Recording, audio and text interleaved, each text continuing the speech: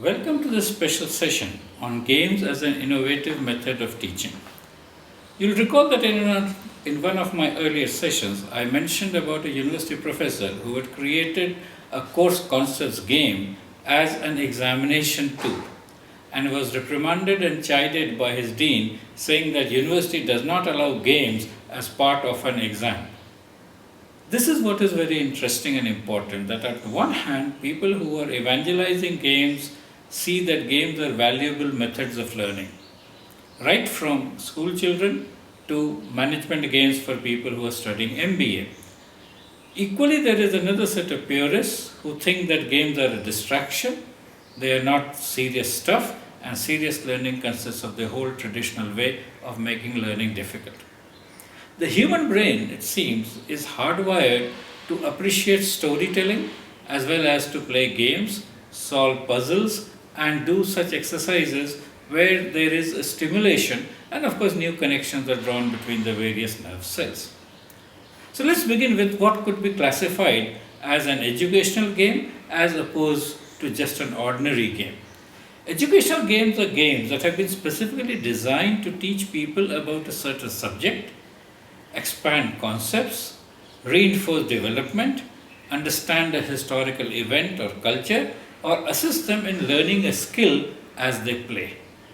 This is somewhat different from games which are purely for the purposes of enjoyment.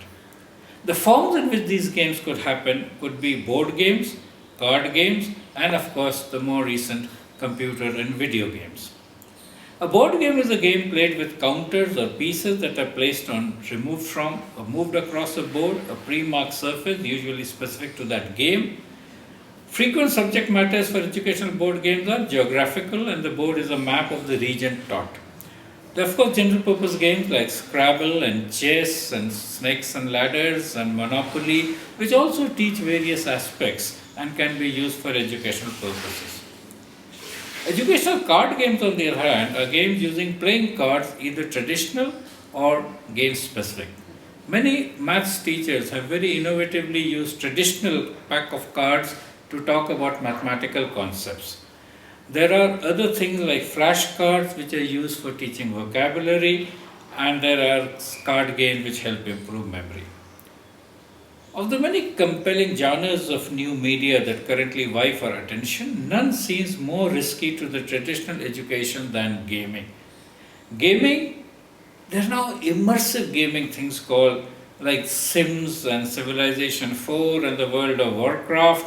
Now, many of these are so immersive and have a whole strategy of their own that traditional educationists feel actually threatened by them.